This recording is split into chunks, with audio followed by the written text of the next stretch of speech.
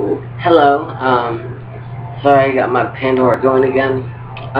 Today is July 31st, and this is mainly a video about my psychiatric medication that I've tried over the past 2 to 2.5 years.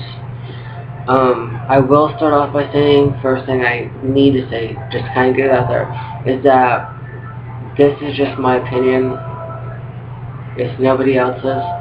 I am not a doctor or a physician or a psychiatrist or a therapist. I'm not even close to it. So, if you hear me talking about a medication and the side effects of it, it's just the way that they affected me. Everybody is actually made up differently, believe it or not. Everybody has their own set of genes, so nobody is the same. And again, as I've said in videos before, I actually do get the worst side effects first, and most of the time they do not go away. And I do believe I mentioned, like I'm the type of person who gets allergic to Benadryl because it gives me hives. If that helps you understand the concept of I get the worst side effects that make no sense at all. Again, my throat was still swollen, icky attack because of seasonal allergies, which I hate. That's why I love the winter. There's no allergies hardly, and I talk normal and I sound feminine and pretty. Like right now I probably sound hoarse and scratchy and awful. But anyways, so with that being said, I do keep everything in a little notebook. This one is red, which is actually the smallest one I have. Wait, no. Yeah, it is.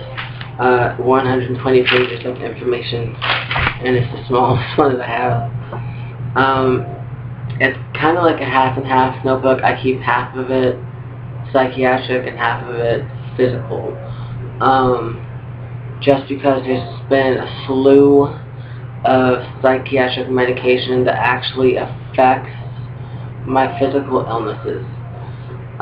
The big example being my PCOS, which is polycystic ovarian syndrome. With the weight gain from trying all these different medications, which is like 80 to 100 pounds, oh, it irks me so much. I have actually stopped getting my menstrual cycles, like completely. Don't even get them no more. So again, I'm back on hormone therapy. Just to keep it healthy, put it that way.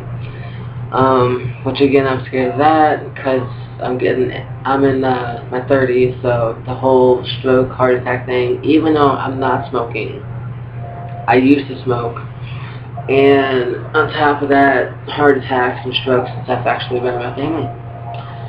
And it also is a part of PCOS too. It affects your cardiovascular system. So that's like a triple whammy, people. Ouch. Wow. Anyways, holy cow. So, that being done, then this is not a professional video, it's just my opinion, so don't take it to heart. I will start off with the first family. I call them families. I have actually heard people refer to them as groups or classes as well. I call them families because it's actually easier for me to remember which ones are in the same family. If I say class, I just can't mesh it together. I cannot do it. So basically what that means is that it's a whole bunch of medications in the same family or class or group that basically aim for the same outcome. Short, sweet, and simple. There you go. The first family, again for me family, is the SSRIs. I'm reading out of my thing, so if I'm looking down, I'm not being rude. It goes in here because it doesn't stay up here. And the SSRI family actually stands for selective serotonin reuptake inhibitors. The big word being selective and serotonin. which I will explain if I have time at the end. Serotonin actually is just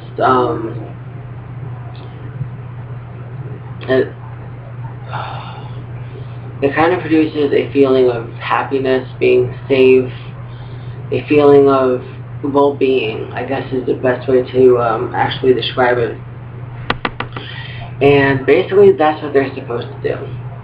So they're selective because their purpose is just to increase the serotonin. And under that family, I've tried Celexa, Zoloft, Paxil, and Prozac. In that order, just to let you know. I do keep things in order the way that I was taking them. And I'm sorry for that, but I'm trying to stretch out. The Celexa, Zoloft, and Paxil made me speedy. Not mentally speedy, but physically speedy. Like, I was twitchy, I couldn't sit still, I just constantly had to do something. It actually started to mess with my sleeping habits a lot. Also with the Paxil, I believe it was, yes, the Paxil, I got this OCD-ish type thing where I started to count in 2s and 5s. Which actually a friend kind of pointed out to me one day. Well, asked, what the F are you doing? I'm like, I'm not fucking doing anything. I'm just going off on her for like no reason because I'm like so just antsy. And she said that I was counting. I'm like, I'm not counting anything. I'm just watching TV. But actually, what I was doing was like I kept on going like 2, 4, 6, 8, or 5, 10, 15, 20, and I would go until the TV program came back on. So my fingers are going throughout the whole commercials. So that was kind of freaky. The last one I mentioned in this family was the Prozac, which I actually have a big star by. Yeah, that was the worst one for me in that family. With the Prozac, the first day I started taking it, I began getting this like severe pounding migraine, like my head was about to split in half type thing. It was very disturbing, I tried everything and it just did not work. I mean, it was 24/7. Besides that, around 6th or 7th day, my sight became blurry, like just around the edges. So, I told my psychiatrist about this, and he's like, no, that's not normal, it's not even close to normal. I mean, he was freaking out himself. And he actually called the psychiatric hospital. I was admitted to be actually weaned off of it slowly, just because Prozac is not supposed to actually affect your eyesight. Again, me being the one that gets the worst and the weirdest side effects. So, I don't believe I have one in here. But on the paper that comes with your psychiatric meds, there is actually a phone number to call for new side effects. Or if you have a side effect and it's not on that paper, then you can call and say, you know, I went to this store and this was not listed, and so on and so forth. I guess you're gonna get that. So that was a big thing for me. Number one, I'm scared of the dark. Yes, I'm in my 30s. I'm still scared of the dark. It is a completely irrational fear. There's no reason for it, but I can't let it go. I've been to so many doctors, and no one can figure out why I have this fear. So the fact that I was actually the fact that my sight was going totally freaked me out. I do remember them actually giving me like 2 or 3 shots a day to actually keep me calm while I was being weaned off of the Prozac, so that I'd be more hospitable towards the other patients, and so I wouldn't have to stay in the quiet room, which is, of course, rather dark. If anybody's been in a psychiatric hospital, it's not big windows. It's got little small ones somewhere. So that was terrifying. So after the Prozac, my psychiatrist was like, you know what, forget that. It's not gonna work. We gotta try something else. So on to the next family, which was the SNRIs, which stands for serotonin norepinephrine reuptake inhibitors. So that is a little weird. That one is not like the first family. With this one, with this one, the medications actually make your brain produce serotonin and norepinephrine, which is like a double dose with like a little cocktail on top to make you feel extra happy. That's kind of how, honestly, that's kind of how my psychiatrist explained it, and I remember it because he said cocktail. So I'm thinking, gosh, darn it, I'm an alcoholic and he's talking about drinks. So it kind of stuck in my head. With those, I did try Effexor and Cymbalta. The Cymbalta, have seen a few sites where it's not actually considered an antidepressant, but yeah, I'm still kind of iffy on that one myself, even though I did try it. And with the Cymbalta, I did become zombie-ish and a bit on the snappish and hostile side. I was not the best person to be around. What the Effexor is the speediness, but the mental speediness. Like, I just could not stop thinking. Compared to the other speediness, which is where I just can't sit still. So you gotta think, like, I have like 1,000 thoughts at one time. I can't piece them together. I can't think for crap. I just could not function on it.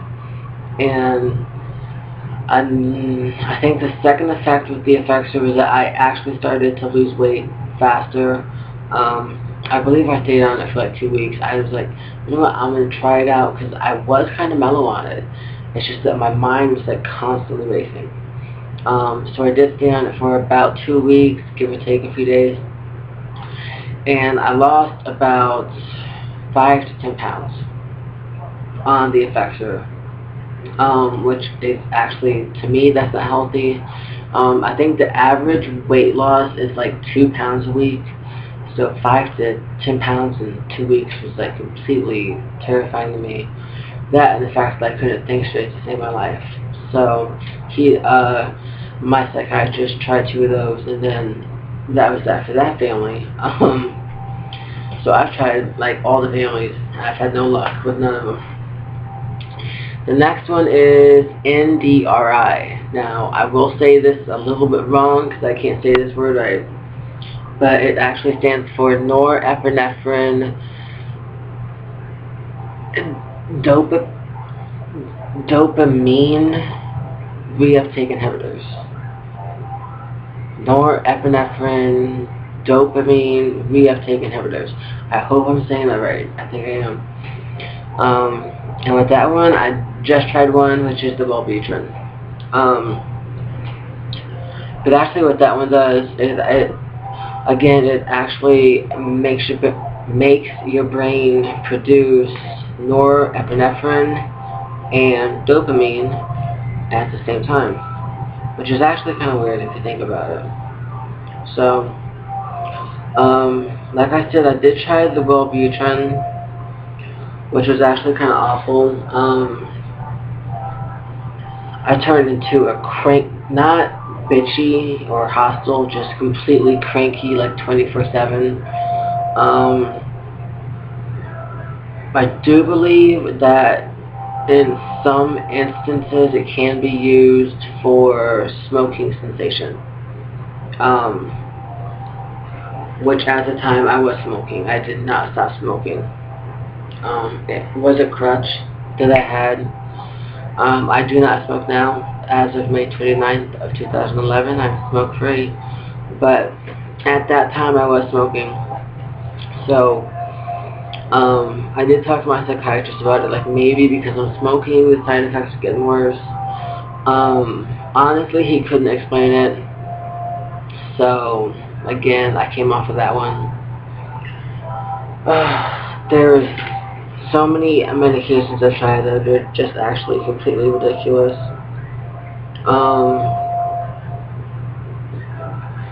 Another one thing I did find out actually on the web, which is kind of shocking.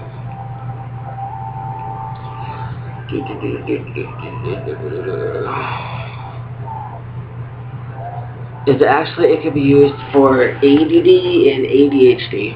So again, I don't like taking. I don't think I've mentioned that yet. Different video. I prefer the older psychiatric meds compared to the newer ones. The older ones do tend to have some side effects, like being a zombie or hair loss or something like that. But the newer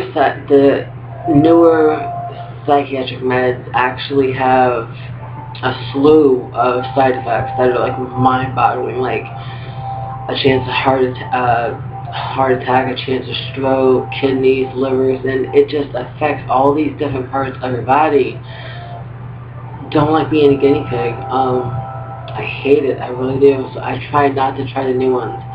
And the fact that Wellbutrin can actually be used as a antidepressant, it can be used in some cases for people with anxiety and for ADD, ADHD. I believe it's used in narcolepsy, which is like people who just like pass out and they actually just sleep. It is a little odd that it could be used for so many things, so I don't exactly see how it could just be classified as an antidepressant when it has so many different uses. So again, with the ones that have like more than one use, I try to stay away from those. If there's a pill made for depression, then it should be just for depression. That's the way that I feel. If there's a pill for anxiety, then it should be like just for anxiety. I don't understand that one, so I didn't stay on that one for that long. I really didn't. And the more that I actually found out about it, the more I freaked out, and it kind of upset me a little bit. I do have ADD, which is a little, it affects a little bit of my life, especially if I drive. I will space out. I do space out during TV or laundry or like whatever, but driving is the main thing with me. I actually, when I drive, I actually have to stick something like on the dash, so that if it's a crystal, I'm not gonna lie. So if I space out, it kind of keeps me focused because it like sparkles. I'm sure the people passing me hate it in the window, but it does actually help me. It's about like that big, so it's not that big. It's kind of small. But as for the NDRIs, I tried that one, and that was it. I didn't try no other ones at all. After that, oh, sorry about that. I did try one medication under the TCA family, which actually stands for tricyclic antidepressants. And the reason why they got their name tricyclic antidepressant is because they have 3 rings in their makeup. So whoever actually named that was not very imaginative. But it's like right to the point. Tri meaning 3 rings. So, and with that one, I am going to pronounce it wrong because I have never said it right. But the best I can say it is amitriptyline. I know I'm totally saying that wrong. That one did work a little bit with the anger issues for a little bit, not that much. So what my psychiatrist actually decided to do was stick me on a TECA along with the TCA. So I hope I'm not losing nobody here. But a TECA is actually a tetracycline antidepressant, which means it has 4 rings instead of 3. Very fancy name, right? And with that one, I tried mirtazapine, but I was taking the name brand, which I believe is Remeron, Remeron, and it's a pill, or actually a tablet, that you stick on your tongue, and like it melts, and it kind of tastes like oranges. So that's how come I remember that one, because I'm like, ooh, oranges, not so bad. So after being on the TCA, then putting the TECA on top of it, I did start becoming a bit fidgety. I began to forget a lot of stuff, especially at work. So my psychiatrist took me off the TCA, which was the amitriptyline. I hope I'm saying that right. And just kept me on the Remeron, which was actually an awesome thing, except for the weight gain, which was about, I believe after I was just on the Remeron, I shot up about 30 to 35 pounds. Yeah, in about 6 months. And I do eat healthy. I tend to eat a lot of grains, whole grains, wheats, not pasta. Well, I do eat pasta, but it's brown. It's not white. I do not like white stuff. I like brown everything. So potatoes once in a while, but as for the pasta and bread, it's all brown. It's all wheat. It's all grains. I eat a lot of fruits and vegetables. I try to keep it healthy. I try not to eat processed food, which is like the best stuff, like lunch meat. It's all processed, squished up animal meat. So I actually try to stay away from the unhealthy stuff, if that makes any sense. Partly just to stay healthy, partly because I actually want to keep my body somewhat healthier, because of the heart disease that actually runs in my family, and because of the PCOS. So I think I was scraped out of the bottom of the gene pool, because I got a lot of the bad stuff. After that, I was taken off that, and these are the worst ones I tried, which are agonist and protagonist. Agonist and antagonist. Dear goodness, I can never say that right. I keep on thinking protagonist. Wow. Now, this one is actually kind of tricky, because I tried them like back to back, which I don't think was the best idea. With those, I did try the Seroquel and the Abilify, which was a nightmare. For me, again, my opinion. With the Abilify, I got tense muscles, and my face actually began to swell somewhat, like the whole face tongue thing started to like puff up. So that didn't last that long. The Seroquel, I actually did try to wait that one out a little bit, not that much. I think I was on Seroquel for about 3 or 4 days. So I think that was the shortest one I've been on, and that's because, if you Seroquel, my muscles got tense. I actually got a twitch in my hands and my arms, and I began to get pain from my shoulder on my left side all the way down my arm, which would actually make it numb. So I think after the 3rd or 4th day, I just like completely stopped taking it without even telling my psychiatrist. And a brief description of that: the agonist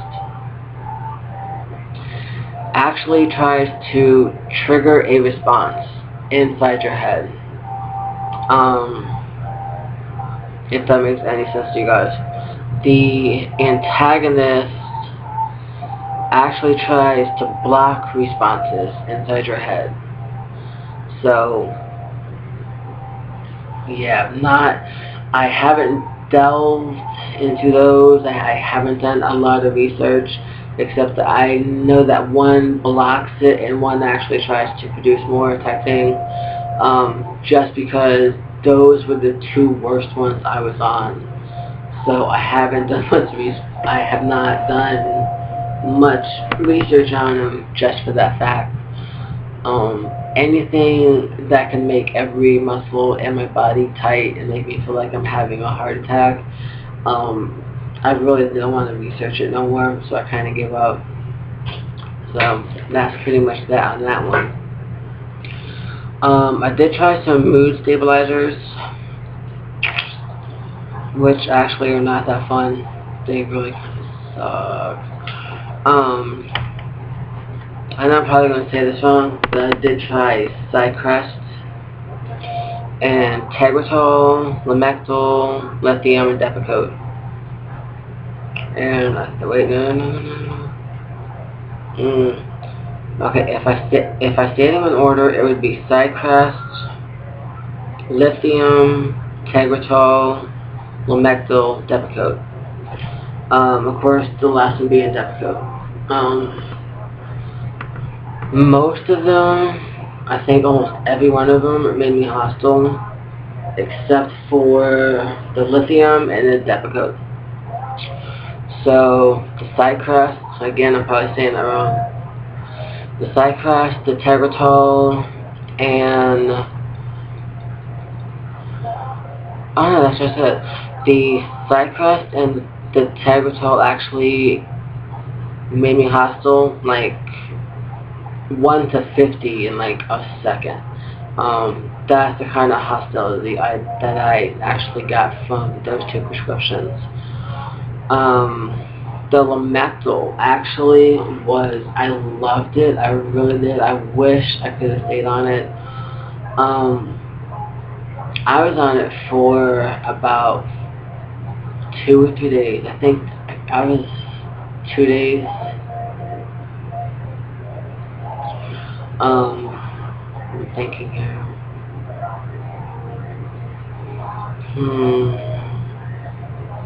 Because I know I'm leaving out Geodon. I did try Geodon, which actually put me back in the psychiatric hospital for like the 3rd time.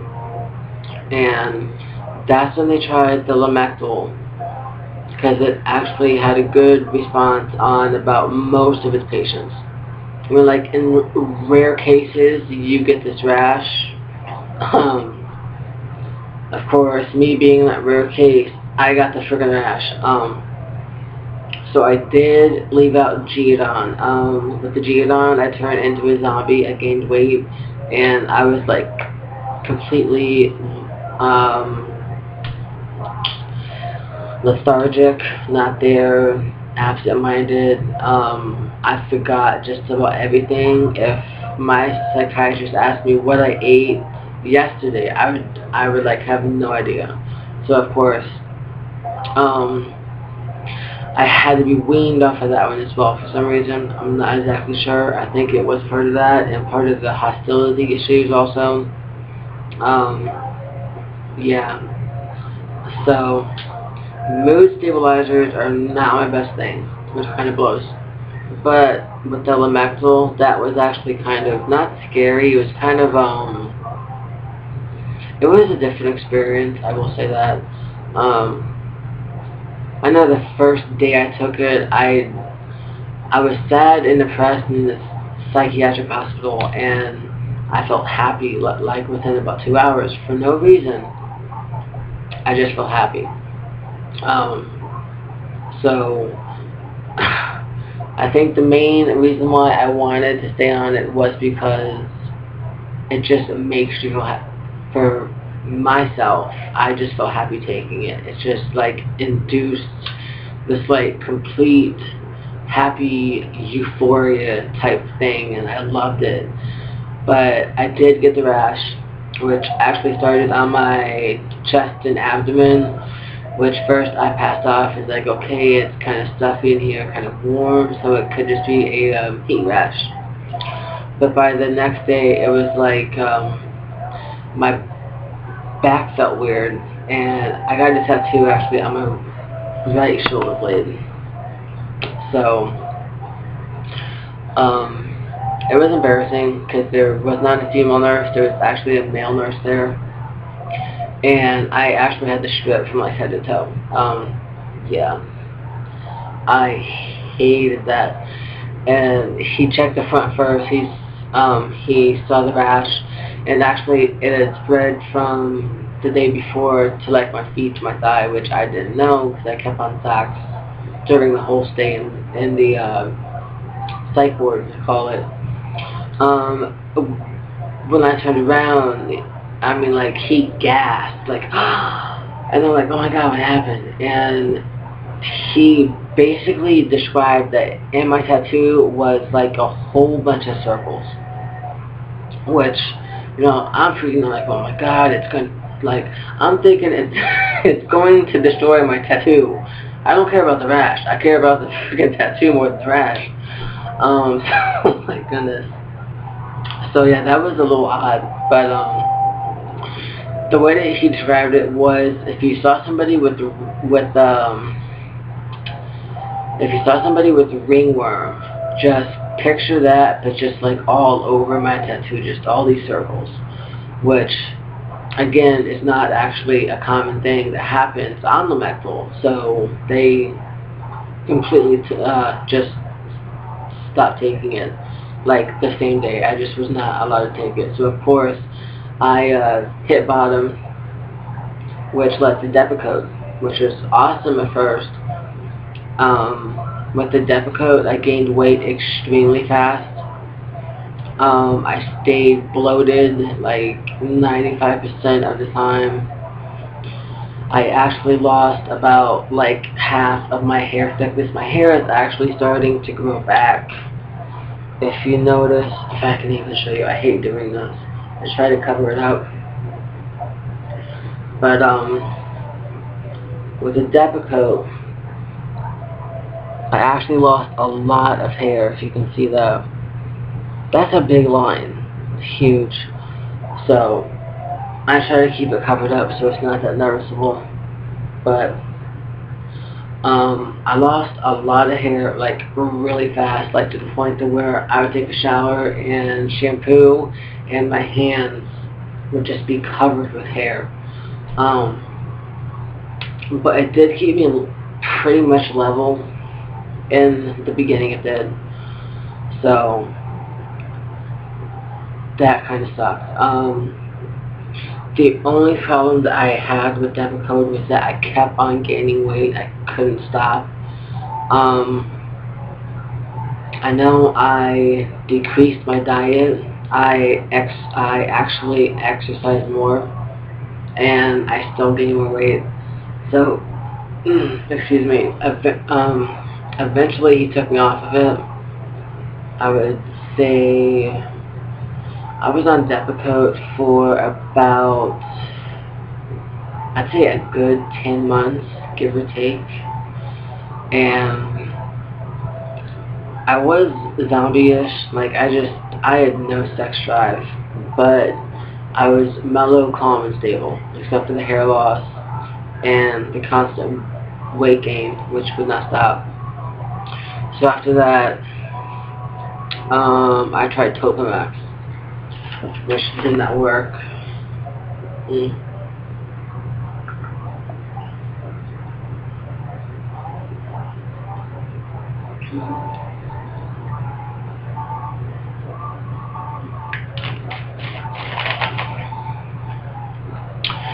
So after that, I tried the Topamax, which in the beginning was okay. Towards the end, I got sniffish and hostile. So so I stopped taking that one. And I stopped taking that about, let me see here. Stopped taking the Topamax about 2 months ago. Again, give or take a week or two. And since then, I've just been on my trazodone and the Klonopin. So those two seem to work out. Other ones I don't think I've mentioned is I tried Risperdal and Risperidone, which can also be classified as a mood stabilizer, but they're also used for other things, and I totally cannot remember what those uses are for. But with Risperdal and Risperidone, again, I became speedy, aggravated, hostile, and I mean speedy both ways. Like speedy, my thoughts are racing, and speedy, I can't sit still. With the Risperdal, I lost weight extremely fast on that one. Yeah. I would say at the time when I first started Risperdal, I was about a size 18. And within about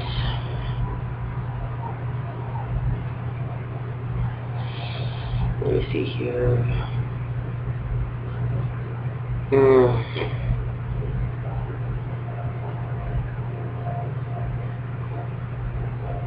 Within about 5 or 6 weeks, I was down to like a size 12, 14. So if you can just picture that.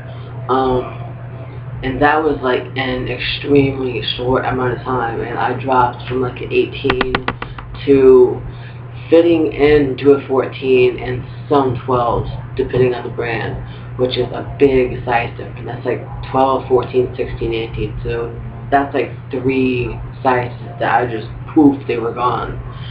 And of course, as soon as I stopped taking it, I gained it all back, plus a little extra. So it does kind of blow.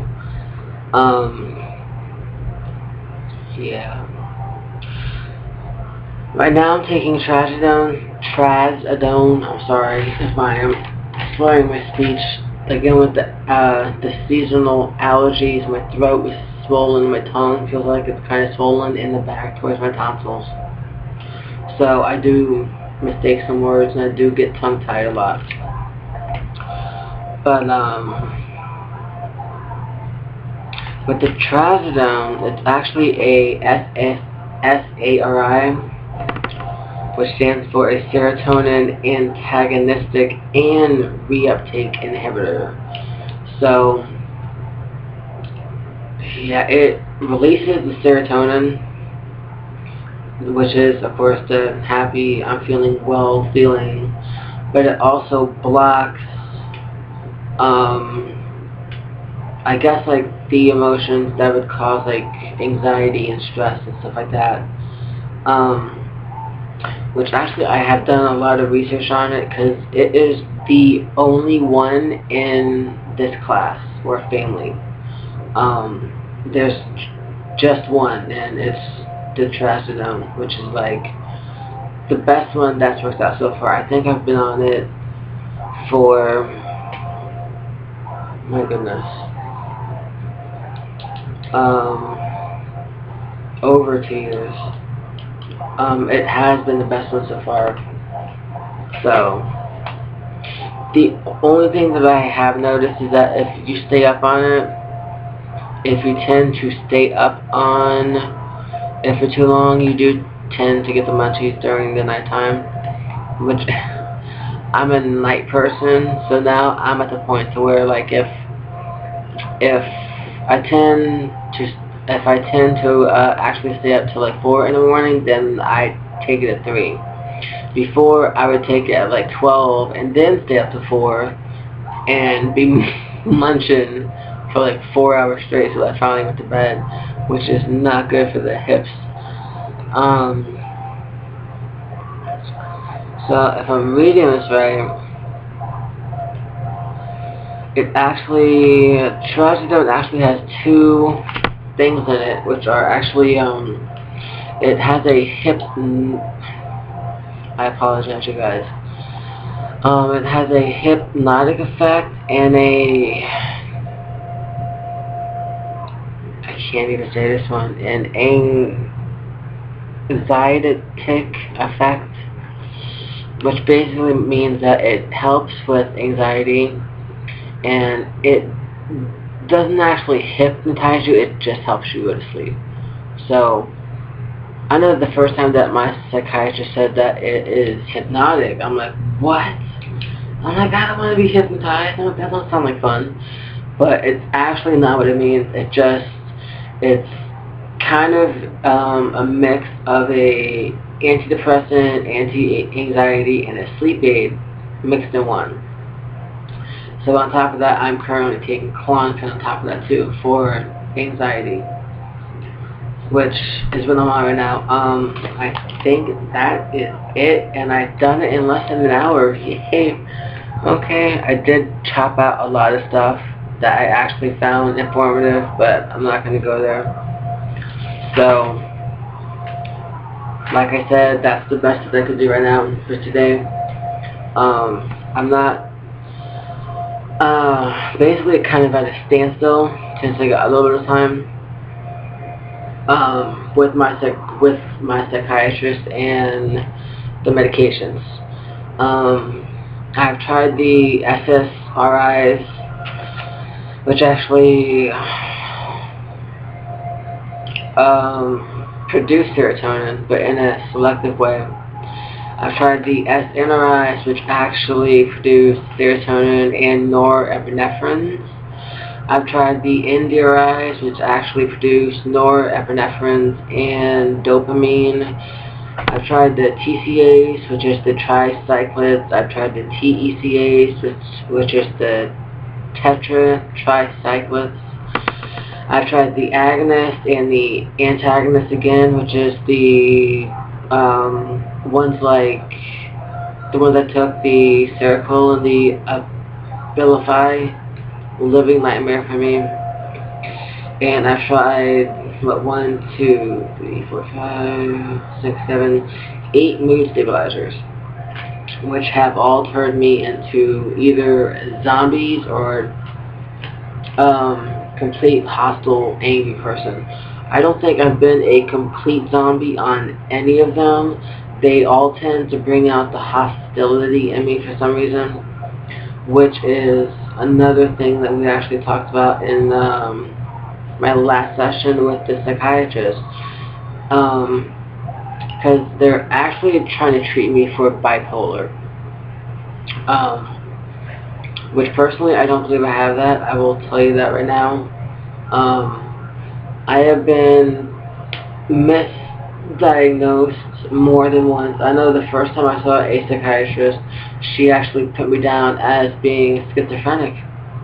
So, they put me on medication for schizophrenia, and that was like back in like 2000, 2001. And that is about the worst feeling. I don't even remember what I took, but I know I lost my mind in a heartbeat. I was not schizophrenic. I was just coming off of alcohol and drugs. So there's a lot of different factors that can actually play into what they see you as in therapy and the psychiatrist meeting, and how that can actually affect what they think you have. I, for a fact, know that I do have anger issues. I've had anger issues since I was a teenager. I don't believe myself to be bipolar. I have taken tests on it and stuff like that, and I don't pass as being bipolar. I take tests on anger management, and I'm like sky high up there, like severely angry at like everything. So we're kind of at a standstill because we've tried all these medications, especially the mood stabilizers. I do believe some of them are are actually classified as antipsychotics as well, and they do work for people with bipolar 1 and 2, which none of them have worked. So my psychiatrist is kind of worried, like, does she really have bipolar? What's going on? Because all the stuff that we've tried for her so far has just made me 10 times more hostile. So it's like I'm completely at a standstill with it, like I just said. The trazodone, actually, we were thinking about upping it, just due to the grief factor, because I lost my child. I do consider it a loss, even though I gave her up for adoption. It is still a loss. It's not what I wanted to do. I wanted her home, but the family that she's with is more well off, and they can actually they can provide a lot more for her than I can, which is really hard to talk about. I'm not a bad mom. I'm a very good mother.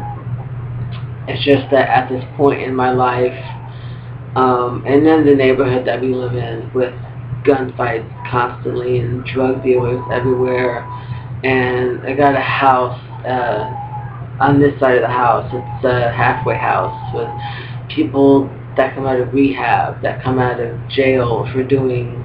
Do you know how many sex offender and rapist things I get in the mail for the people that live next door? It totally freaks me out.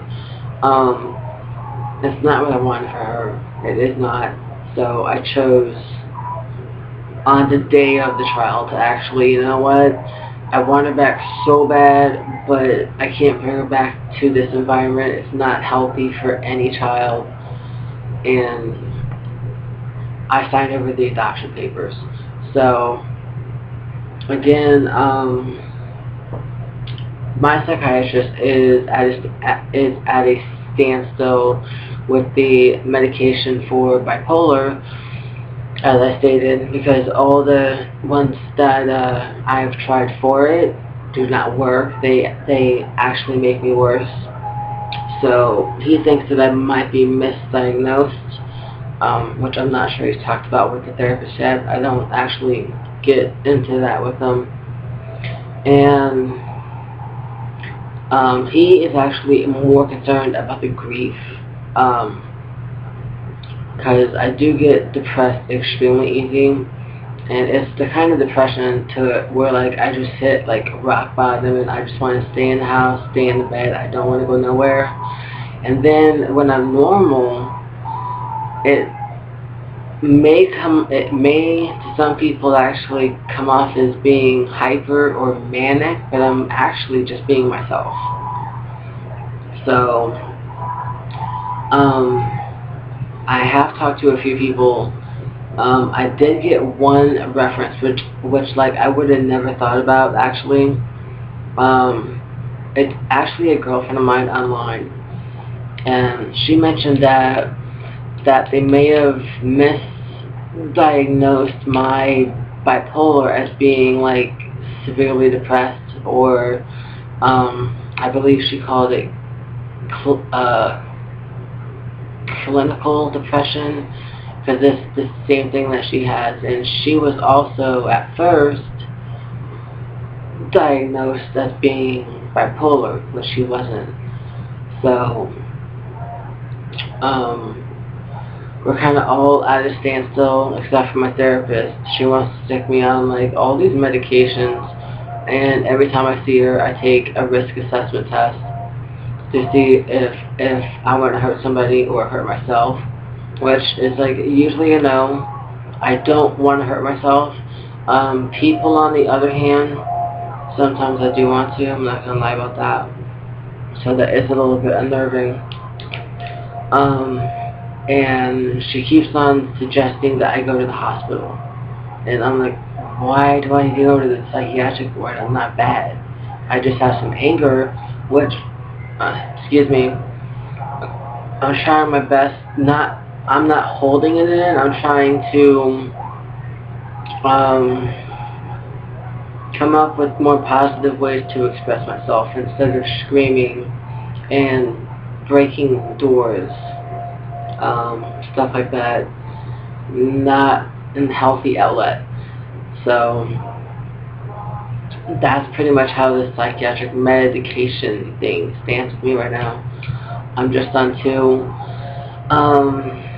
Like I said, I have been diagnosed as being bipolar, but none of the medications are actually working that should have worked, and I've tried so many that's not even funny. So they're starting to wonder, like, maybe I might have been misdiagnosed. I myself can say that I have never had a manic episode, even a mild one. I'm not the kind of person. I know that with the big ones, you feel like you're like sky high on top of the world, and you can like go through your whole credit card and like spend every cent you got for like no reason, or go out and sleep with like a lot of people, or just do stuff like that. I have never done that. Even the mild mania, which is a bit more controlled, but it's still along the same line. I've never had that. I have never felt like I'm on a pedestal, or I feel like extra happy for no reason, or I feel like extremely elated just for the hell of it. I've never felt that way once in my life. And I'm trying to explain this to my therapist, and she still thinks I have it. She's like, no, you got bipolar, there is no other. Seriously, I like her, but she is stuck on the bipolar thing. My psychiatrist, on the second hand, I've actually told him, like, I have never had a manic episode. I had a nervous breakdown in 2010, not a manic episode. I mean, I just completely crashed, which you can't blame me after all the stuff I've been through in life, and being assaulted and abused, and alcohol and drugs and here and there and everything else. I finally just crashed. I just could not take no more. And that is a nervous breakdown. I was even in the psychiatric hospital for a nervous breakdown, not for a manic episode. So again, it's like, it's just not getting through their heads. And I've tried so many medications for bipolar, which are not working, that they're both stuck. They just don't know what to do. Me myself, I told her I don't want to see the doctor until I'm supposed to see him, which I believe is like the middle of August, because I'm not going to be a guinea pig anymore. So that's pretty much where it stands. I do know I get angry sometimes. I do have anger issues, as I mentioned, but I've never in my life had one single manic episode, unless you count staying up on drugs all night, a manic episode. I've never had one. So I don't understand where she's getting this from. It's a little confusing to me, it really is. So, at that, I will end it right now, because I'm getting close to an hour. I can't believe that. But I actually made this one under an hour, so that's cool. So again, I just want to reiterate that these prescriptions and side effects were just mine alone. I seriously thought if people had the severe ones like I did, it's actually not that common, especially with the Prozac. That one is not common at all. So the side effects that I mentioned are what happened to me. Again, everybody is made completely different thanks to their genes. So no pill will actually act the same in two people exactly the same. It is not possible at all. So just wanted to kind of end off on that note. So I hope you guys might have found this a bit informative. If not, I apologize, but in a way I'm kind of doing it also hoping that maybe somebody out there has some info on this, especially regarding bipolar. Considering I've tried all these antidepressants and mood stabilizers and antipsychotics, and like they all make me hostile as hell, batty as hell, and actually it's supposed to do the complete opposite. So would not be the first time I was misdiagnosed, as I stated. So if I find out that I was misdiagnosed, I will definitely be finding a different therapist and a different psychiatrist. Especially after all these medications I listed, I can just imagine what it's done to my brain. So at that, I will finish the video and say thanks for watching. Even if it was kind of boring, I'm not too good at this, and I do move around a lot. But yeah, so I know there's not much feedback, but again, the thing with the bipolar, I would love to understand. I've taken tests on it like multiple times from like all different sites. I've actually taken them with my therapist, and I don't pass as being bipolar. I have never had a manic episode, as I just mentioned.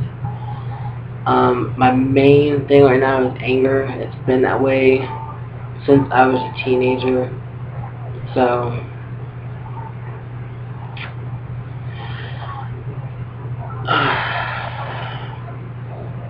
and then there's the grief on top of everything else. So it's kind of hard to actually pick out the right medication when you're dealing with grief and loss, and you're like already severely depressed from that.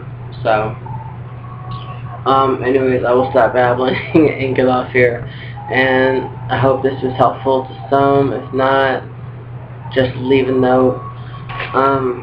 Again, I would love information or a message or something from anybody who does actually have bipolar, like their experiences with it. Also people with anger issues, love experiences on that as well. Just to kind of compare notes, not saying that, again, no two people are exactly the same, but anger issues are kind of the same. You kind of have the same triggers when it comes to that. Bipolar, I've never actually met somebody who's bipolar, so I have no idea what that is, except that you're supposed to have extreme highs and manic episodes, which I have never had. I mainly stay more depressed, and then when I'm normal, it's like I'm a different person. That's the best way I can describe it, and I don't see that as being bipolar. So, the best to everyone that actually watched this, and please say a prayer for me. Grief sucks. So, bye guys.